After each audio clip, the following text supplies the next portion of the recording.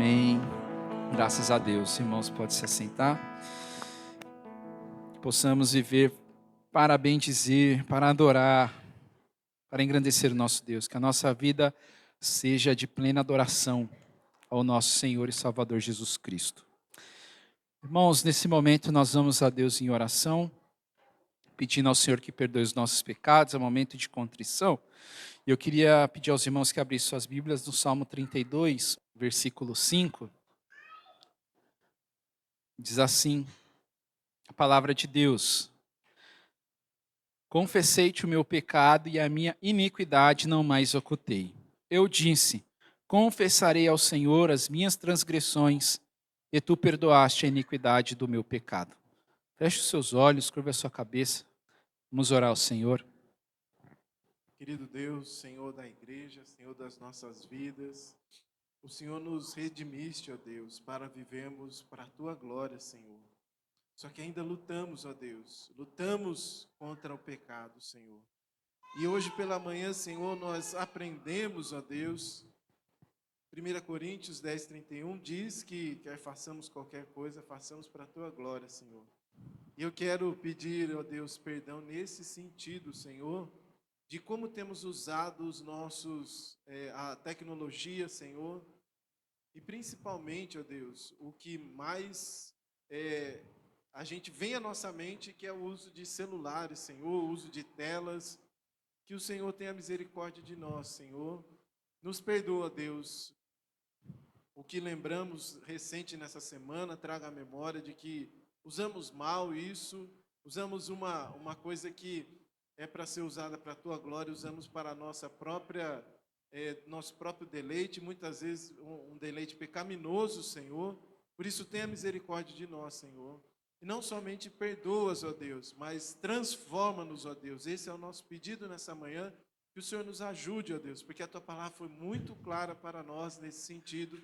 Então nos ajuda, ó Deus, a usarmos recursos, usarmos tecnologia, Senhor, para glorificar o Seu santo nome. Em nome do Teu Filho Jesus que nós oramos. Amém. Queria chamar o pastor Norival e pregar a palavra de Deus a nós. Vamos orar, meus irmãos, pelo pastor Norival. Pedir a Deus que o use nesse momento para a glória de Deus. Vamos orar. Deus, muito obrigado pela vida do pastor. Te agradecemos, ó Deus, porque o Senhor tem sustentado ele no nosso meio, em nossas vidas.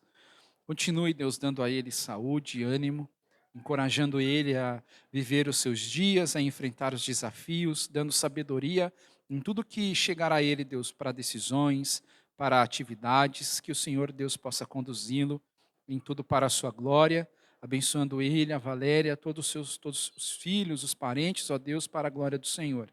Pedimos, ó Deus, também que o Senhor o use nesse momento, Deus, que o Senhor fale a nós por meio do seu servo, e que a nossa atenção, Deus amado, e o nosso coração esteja voltada para esse momento.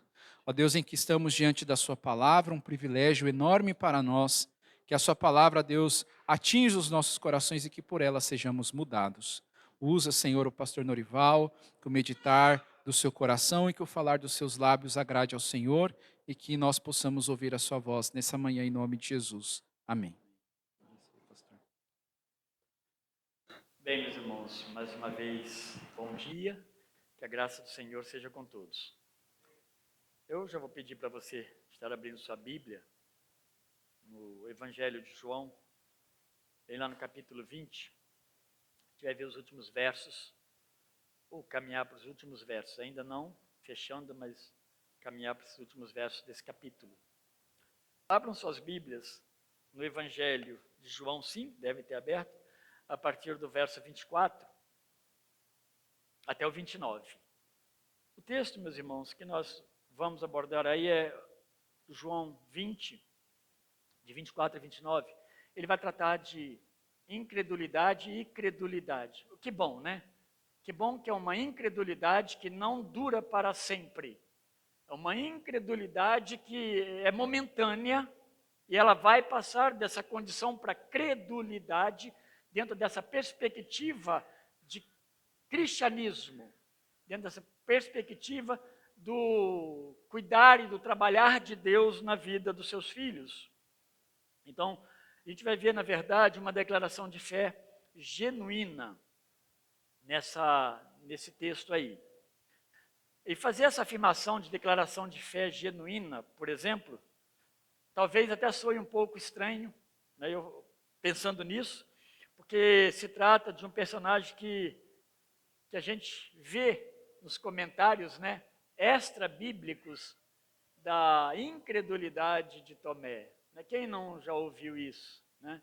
Não seja como Tomé, ou não faça como Tomé, ou você está agindo igualzinho Tomé agiu. Esse texto que nós leremos, ele aponta primeiramente para Jesus, sempre. A centralidade do texto é o Senhor Jesus Cristo, porque aqui Jesus está trabalhando a redenção. No ato da morte na cruz, ele cumpre, né, a essência da nossa salvação, mas a redenção ela continua. O trabalho pleno, né, de redenção de Deus, ele vai continuar, porque tem coisas ainda que virão, porque o trabalho de Deus é nos conduzir dessa condição para a eternidade. Essa é a obra completa de Deus. É assim que ele começa lá com o homem sem pecado. Né? É assim que Deus vai, se nós pudermos usar a expressão, terminar com o homem sem pecado. Mas o homem sem pecado só por um milagre de Deus. Isso, de fato, Jesus vai cumprir plenamente na vida dos que creem, através da sua segunda volta e da consumação de todas as coisas. Nós seremos glorificados, nós seremos empossados no céu de Deus, de forma eterna, onde a Bíblia afirma para nós que lá não haverá mais dor, não haverá mais tristeza, não haverá mais sofrimento, porque essas coisas são coisas presentes do lado de cá dessa vida. Então é a plena restauração daqueles que creram, daqueles que confessaram Jesus como Senhor e Salvador pessoal, como foi o caso de Tomé, nesse texto que nós leremos. Na sua declaração de fé genuína, ele faz isso. Essa frase de Tomé, ela vai saltar, como eu disse, das páginas, né, das Escrituras Sagradas, como um ditado popular, que é preciso ver para crer. Né? Isso a gente conheceu e a gente sabe que foi extraído das Escrituras, ou baseado, né, na verdade, nesse texto. Jesus, na verdade, ele não vai assinar essa afirmação que Tomé faz inicialmente, como a melhor atitude de um crente. Mas nós vamos ver no texto o que Jesus fala, apesar dele crer no final, né, que Jesus ensina. Vamos lá, verso 24. Diz assim: Tomé, um dos 12, chamado Dídimo, ele não estava com eles quando Jesus veio.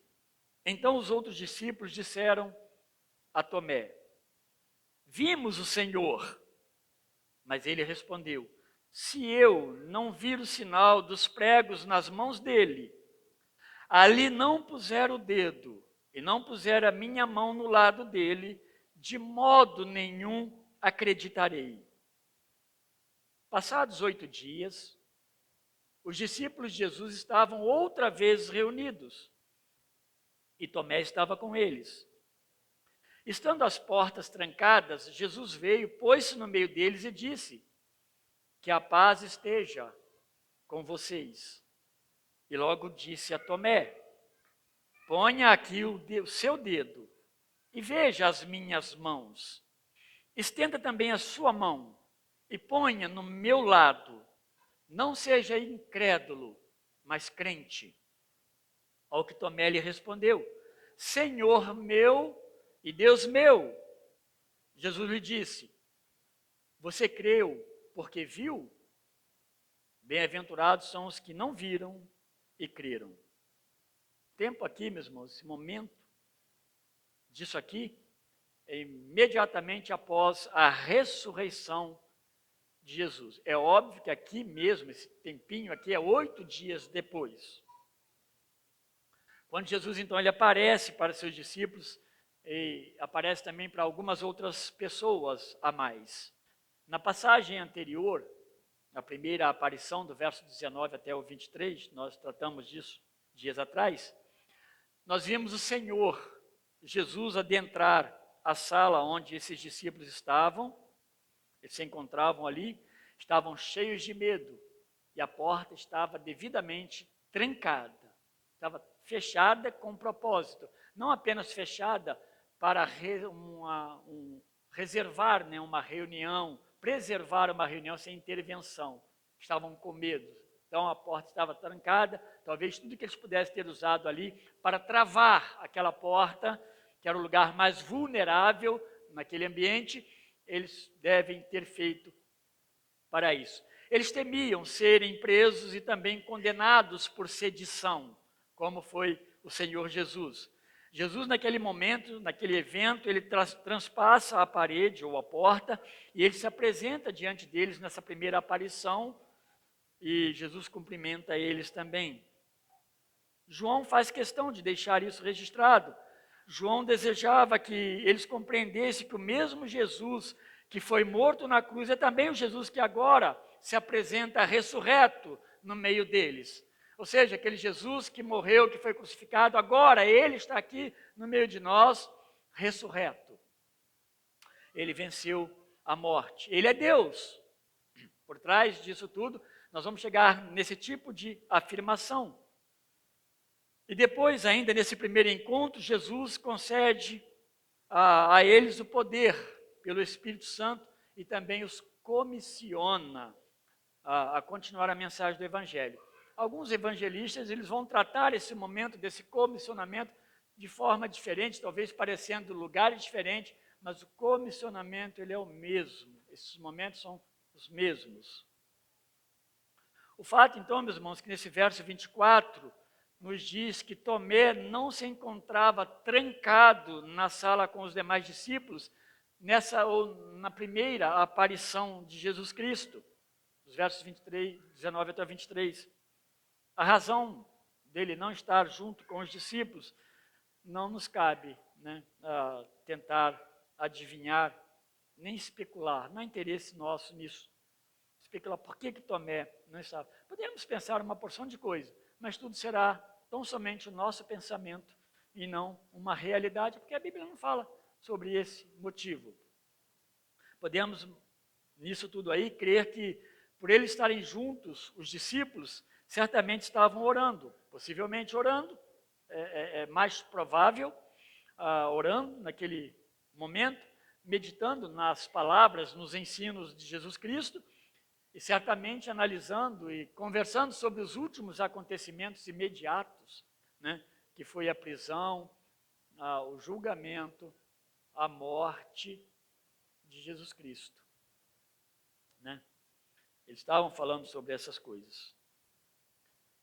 Antecipando, né, Atos, quem sabe, nós podemos pensar um pouco sobre uma reunião de crentes, uma igreja.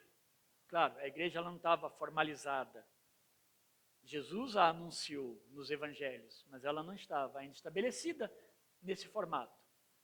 Mas podemos imaginar, por serem homens, servos de Deus, escolhidos por Jesus Cristo, que estavam reunindo ali dentro dessa perspectiva, né, de igreja. Não precisamos fugir disso. Esse primeiro encontro que ocorreu num domingo, primeiro dia da semana, no verso 19, ele vai desencadear agora um segundo encontro. Muitas pessoas, em momentos de grandes tristezas, no caso aqui, por exemplo, a crucificação, morte, né, dura, carregada de sofrimento do Senhor Jesus, muitas pessoas que presenciam coisas semelhantes, elas buscam isolamentos para se isolarem, que parece ser o caso de Tomé. Algumas pessoas, nesses momentos de profundas tristezas, desolações e coisas semelhantes, elas buscam outras pessoas para se consolarem, para se ajuntarem. O que nos parece que Tomé ele se isola nesse momento pós-crucificação, sepultamento de Jesus. Pode ser que Tomé tenha se abalado muito com tudo isso. É possível. Tomé ele parece então ser essa pessoa que se recolhe. Obviamente, por esse motivo, ele não estava alegre como os outros estavam nesse momento agora desse reencontro com Tomé, pois ele não havia visto o Senhor Jesus entrar naquela sala, naquele primeiro encontro. Ele não presenciou, ele não ouviu Jesus falar para eles, paz seja convosco. Ele não estava com os discípulos. Mas os discípulos, assim que encontram Tomé, após aquele encontro com Jesus, eles vão encontrar Tomé. Tomé, chamado Dídimo. Tanto a palavra Tomé quanto Dídimo, o significado é o mesmo, é gêmeo. A gente não sabe quem é, o irmão gêmeo de Tomé. Mas a ideia é essa. Ele tinha, por certo, um irmão gêmeo. Aí no verso 25, Tomé, eles encontram Tomé e dão a grande notícia de que haviam encontrado o Senhor Jesus. É uma notícia que todo jornal gosta de dar, né? Aquela grande notícia, aquela grande novidade. E eles dizem para Tomé, vimos o Senhor Jesus. Tomé estava no seu luto, na sua tristeza. Ele não estava nessa mesma pegada, ele não estava nessa mesma velocidade dos discípulos. Obviamente não estava com eles. Estava um pouco mais lento, quem sabe. E ele mostra-se então relutante em crer. Ele mostra-se relutante em participar imediatamente dessa alegria, desse festejo, dessa boa nova, já que ele não presenciara os acontecimentos anteriores. A gente sabe disso. Nós perdemos muitas coisas quando nós estamos ausentes dos acontecimentos. E por não estar presente, ele perdeu por uma semana a alegria de ver o Senhor ressurreto e de ouvi-lo impetrar sua paz. Paz seja convosco. É uma impetração de paz. Né? A minha paz, Jesus falando para ele, seja com vocês. Não fiquem atribulados. Ele vai falar coisas semelhantes, vivo, lá no capítulo 14 de João. Vai falar que deixa a paz com eles, para que eles não se fiquem perturbados, eles não fiquem entristecidos. Ele não percebe isso. Enquanto seus irmãos, os discípulos, irmãos em Cristo, já se nutriam de esperança por terem visto e crido no Senhor Jesus, Tomé não possuía essa mesma esperança que alimentava e alegrava o coração dos demais discípulos que presenciaram tudo isso. Ao contrário, tudo indica que achava-se envolvido por temores, por dúvidas, por muitas incertezas e, quem sabe, muito atribulado. Uma das coisas que muito nós temos falado nas nossas mensagens e pregações, alertado aqui, é que nossas dores, elas são mais rapidamente aliviadas quanto mais nos ajuntamos, e nós compartilhamos com os nossos irmãos. E aqui eu estou falando de igreja.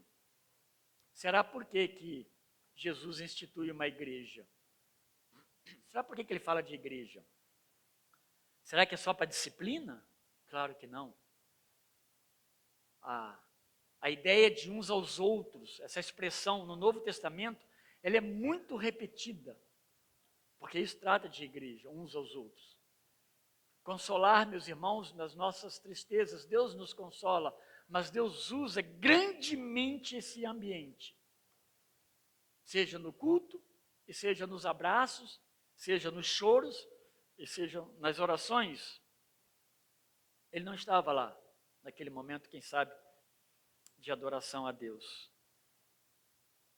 Por mais então que tenham falado para ele que tinham identificado então o Senhor, visto o Senhor Jesus que lhes mostrou as marcas do prego nas mãos, naqueles versos, Jesus mostra para eles, vede, né? Mostra a cicatriz da lança que perfurou o seu lado. Talvez Tomé ainda assim pensasse que aqueles seus irmãos, aqueles demais irmãos, estavam com as suas imaginações muito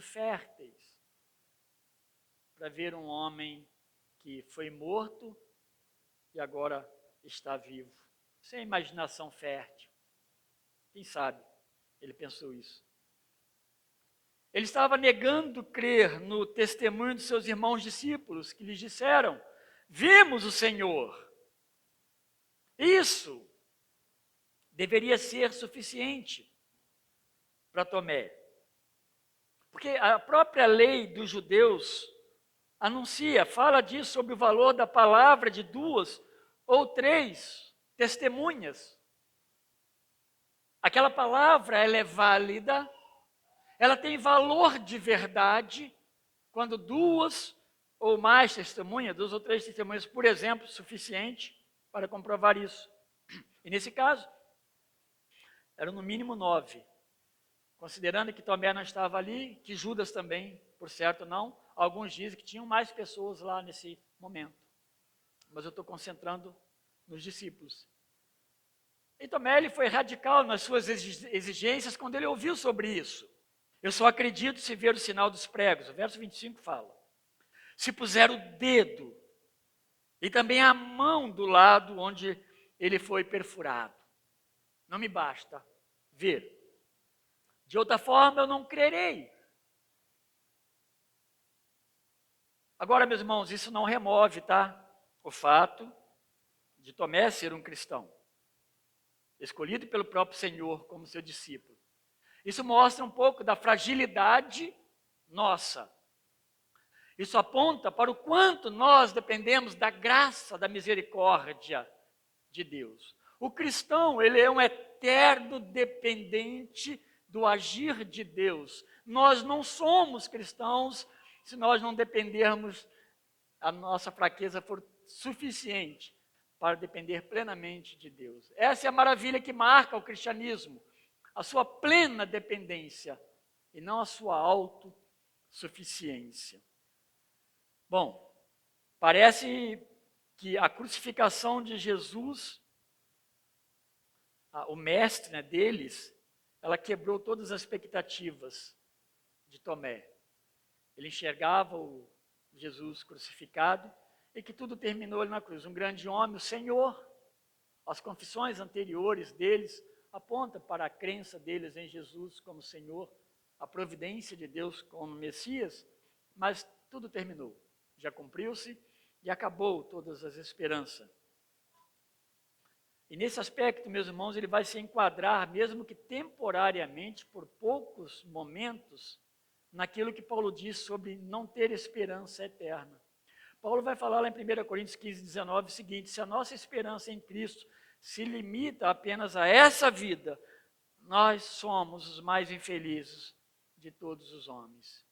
Se a nossa fé ela não traspassa a eternidade, não nos faz crer na soberana e na milagrosa obra de Deus que alcança a eternidade, sim, somos os mais infelizes dos homens.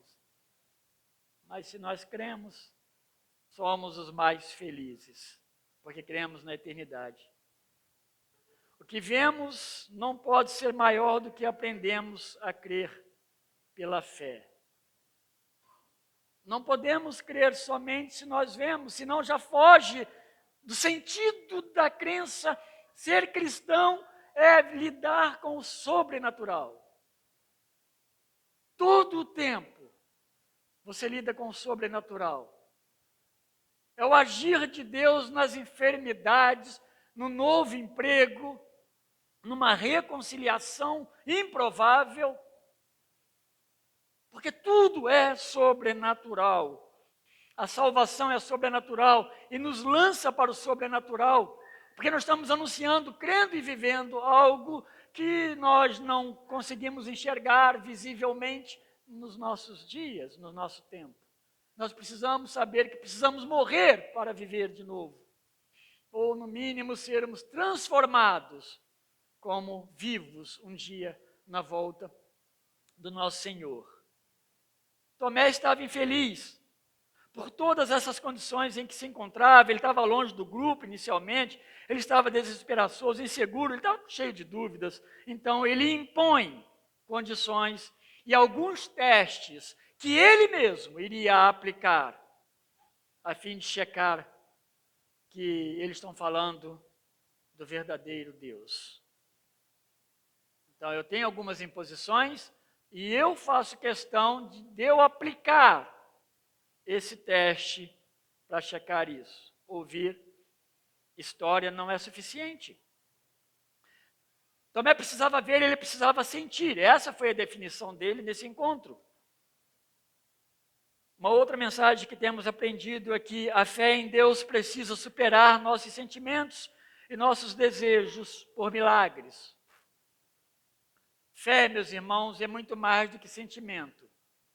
Eu, às vezes, ouço cristão falar que tomou decisão porque sentiu alguma coisa. Isso me preocupa demais. Tem alguma coisa errada na formação da fé desse irmão. Alguma coisa que ainda não está pleno, não está completo. Porque sentimento é muito perigoso.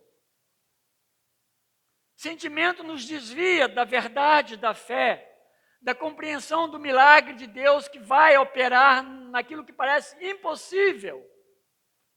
Ele opera realizando o milagre. O milagre muitas vezes é a ressurreição, o milagre muitas vezes é o consolo. Maria e Marta estavam desconsoladas ali, tristes. Jesus as consolou com um milagre, mas depois, não sabemos quando, Lázaro morreu novamente. Aliás, a ressurreição de Lázaro foi um atestado que os judeus líderes deram para matá-lo novamente. Ele deveria ser morto junto com Jesus, ou com o mesmo propósito, porque ele foi ressurreto. E esse homem ressurreto sendo visto aí pelo pessoal, que bagunça que não vai provocar dentro da comunidade judaica. Por isso que João vai tratar os milagres como algo fundamental que aponte para o crer, não para o milagre em si, não para a alegria, que é muito bom de ver uma pessoa curada. Mais do que isso, há um Deus que opera milagres, mas há um Deus que faz o maior milagre, que é a salvação da alma, em quem nós cremos. Nós precisamos confessar, então, a nossa fé. Então, temos que tomar cuidado com os sentimentos que temos como seres humanos. Sentimentos, nosso ser precisa ser controlado plenamente pelo Espírito Santo e não por nossos sentimentos, que eles são perigosos. O coração do homem, já diz o profeta, né? Ele é enganoso. Então nós não sentimos Jesus, mas Ele está em nós por obra de Deus na pessoa do Espírito. E os dias se passaram-se 8 dias. O verso 26 vai começar a apontar isso. O que acontece é semelhante ao primeiro momento, ou seja, eles estavam novamente reunidos com a porta trancada. No primeiro dia da semana, certamente, eu estou sem querer forçar aqui, pensando novamente no encontro de oração, quem sabe um culto. E Jesus então se apresenta também novamente, ali no meio deles. Ele entra como da vez anterior. Imagina tudo aqui fechado, a porta trancada, nós não suportaríamos, né, com esse calor, mas tudo trancado, tudo fechado, sem acessibilidade, o Senhor Jesus se apresenta aqui no meio de nós. Acontece isso lá. Os discípulos agora é a segunda vez, né, aqueles 9 lá, eles olharam, é Jesus. Ficaram mais assustados. O Senhor está aqui de novo no meio de nós, portas trancadas. O cumprimento, então, de identificação é também o mesmo. Pai seja convosco, porque nós vimos na mensagem anterior que Jesus, de fato, ele leva paz. Onde Jesus está, a paz. Por isso que no seu coração ele precisa estar em paz. Mesmo com tantas possíveis tribulações ao seu redor. Só que dessa vez Tomé está ali com eles. Os outros discípulos, então, certamente estavam cheios de esperança nesse novo encontro. Tomé, contudo, permanecia cético. Estava lá. Verso 27 vai nos falar de algo maravilhoso, então, que começa a acontecer, de se desenrolar nesse segundo encontro. Primeiramente, Jesus dirige-se a Tomé. Olha que interessante. Jesus cumprimenta todos e ele volta para Tomé. Tomé é o alvo das palavras do Senhor Jesus. Então, ele apresenta, naquele momento, alguns atributos divinos que nós precisamos, não pode passar desconsiderado do nosso olhar. Que primeiro é a onipotência de Jesus, o Jesus Deus, que ele transpassa aquela parede, aquela porta.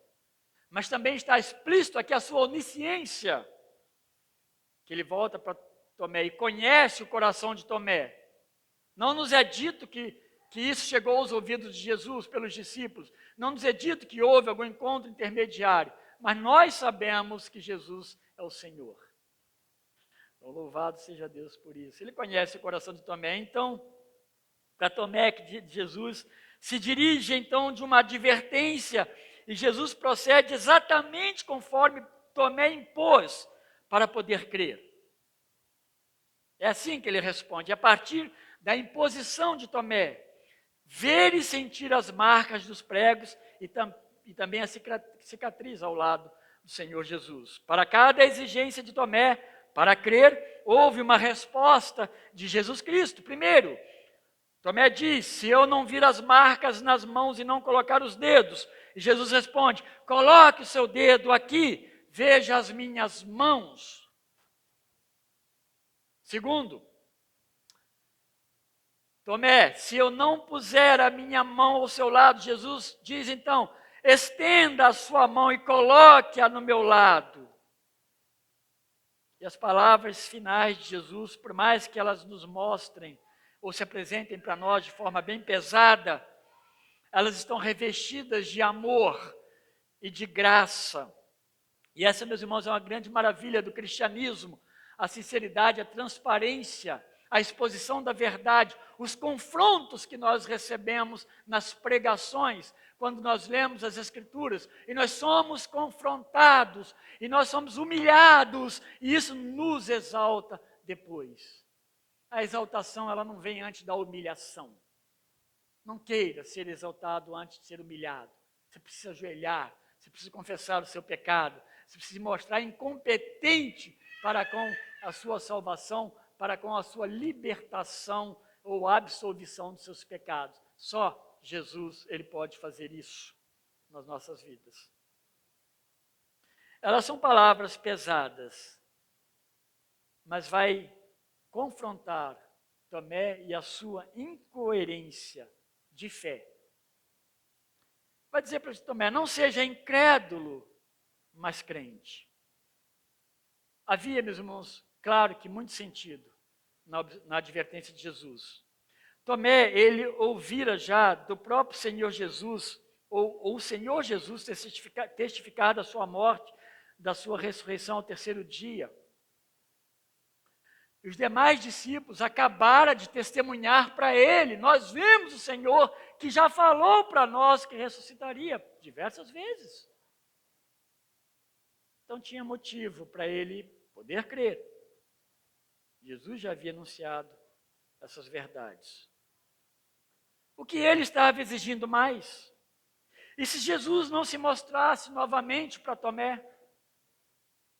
Muitos acreditam que Tomé ele não tinha colocado, nesse momento que Jesus ordena, os seus dedos nas cicatrizes. Talvez nem tenha colocado a mão do lado. Porque por talvez, diante de Jesus, de ver Jesus, já ter se arrependido. Talvez não tivesse tido essa necessidade de completar isso. Mas Jesus se mostra para ele, está aqui. E por isso a advertência. Após essa repreensão, Tomé faz uma solene afirmação da sua fé. Em Jesus, no verso 28.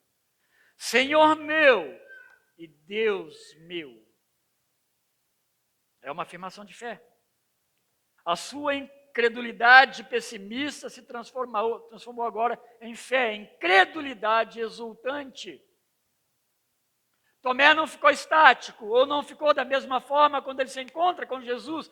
De fato, essa transformação naquilo que ele estava exigindo como base para crer no Jesus ressurreto, Não estou falando nem em crença para a salvação de Tomé. Mas a transformação, a grande mudança na vida de Tomé, de incrédulo para crédulo. Senhor e Deus, ele vai demonstrar o reconhecimento da divindade e da glória de Jesus Cristo que viveu com eles. Suas palavras agora elas não são mais de dúvidas, mas uma confissão pessoal de fé. Isso é confissão de fé. Ela revela sua fé no Cristo que venceu a morte, mas ele vai além, revelando quem é esse Jesus. Senhor meu e Deus meu. É uma afirmação profunda. O que estava cético antes, que é o caso de Tomé, agora nos deixa uma profunda confissão. Mas que bom que terminou bem. Que bom que isso terminou bem. Ele afirma aquilo que João escreve no início do Evangelho. No princípio era o Verbo, e o Verbo estava com Deus, e o Verbo era Deus. João está falando, João 1:1, está falando de Jesus Cristo. Tomé está afirmando esse Jesus, Deus. Agora, nesse reencontro com Cristo ressurreto, ele está afirmando sua fé, que é redescoberta. Sabe, pessoas que dizem que conheceu Jesus, se afastou do Evangelho, que a gente conhece muito, e viveu a vida e depois redescobre a alegria, a satisfação e a paz que só Jesus pode dar. Há uma redescoberta. Para um judeu, essa era uma notável confissão de submissão e obediência. Reconhecer Deus como o Senhor supremo de sua vida. Verso 29, indo para o final. Que apesar então de toda a sua incredulidade quanto ao testemunho dos demais discípulos, Tomé então ele creu ao ver as marcas no corpo de Jesus. Não sabemos se ele tocou, mas ele creu. No entanto, como nós já vimos, sua incredulidade foi verdadeira, foi real. Ele duvidou. Mas houve transformação. Lembremos que João descreve os milagres, os sinais dos capítulos 1 até o 11, com o propósito de apontar para a fé, para crer. Quantos milagres aconteceu que João descreve? Ele só descreve para esse propósito, como nós já dissemos. Houve a transformação da água em vinho, lá em Caná. O paralítico ali do tanque de Betesda, lá no capítulo 5 de João. A multiplicação de pães e peixes. O cego de nascença. Jesus andando sobre as águas. A ressurreição de Lázaro. Mas tudo isso, como nós vamos ver na próxima mensagem, para que aquelas pessoas que vissem, crescem, e elas crendo, elas tenham vida eterna. Olha que coisa maravilhosa, é Jesus e o Evangelho do Senhor Jesus. No entanto, no fim desses milagres, João transita para a última semana de Jesus, e afirma o seguinte sobre os que presenciaram aqueles milagres. É interessante de ver isso. Então, houve muitos milagres, havia propósito dos milagres, como João diz e escreve. Mas lá no capítulo 12, no verso 37, João vai dizer o seguinte, ele vai deixar essa mensagem, porque já está transitando para a última semana de Jesus, né? Embora Jesus tenha feito tantos milagres diante deles, não creram nele. Então, Tomé viu, e ele confessou, Senhor meu e Deus meu. Ou seja, não existo e não vivo e não tenho vida sem o Senhor. Mas muitos não creram, nem vendo a ressurreição de Lázaro, eles não creram. Tomé creu verdadeiramente, mas a forma como isso acontece traz à mente e à boca de Jesus, aí no verso 29, a vinda, a fé daqueles que não poderão ver, mas mesmo assim vão crer. É isso que Jesus faz, essa afirmação. Quando crerão? Crerão ao ler os evangelhos e toda a escritura inspirada por Deus para nós. Essas pessoas crerão. Crerão ao lerem sobre a própria experiência de Tomé, que está aqui registrada nas escrituras sagradas. Crerão sem ver. Crerão por ler, por receber a mensagem do evangelho, por receber a testemunho da palavra de Deus. Paulo, antes mesmo que João escrever este evangelho, por inspiração, ele deixou uma promessa sobre o caminho dessa experiência de conversão. Ao apenas ouvir o evangelho pregado, lá em Romanos 10:17, ele diz, portanto, a fé, ela vem por ouvir a mensagem, e a mensagem vem por meio da pregação a respeito de Cristo. Imagina se nós começássemos a exigir que Deus aparecesse para nós. Eu não duvido, meus irmãos, que Deus possa fazer isso. Em momentos extremos, os milagres acontecem. Mas a Bíblia deixa claro para nós que nós temos a suficiência das Escrituras Sagradas. É ela que vão atestar diante de Deus a nossa fé. É por ela. É isso que ele fala para aquele homem, né, que estava lá no seio de Abraão. Naquele momento, não no seio de Abraão, naquele momento contestando com aquele que estava no seio de Abraão. Ah, Senhor, permita que meus irmãos sejam avisados, porque eles podem vir para esse mesmo lugar que eu estou.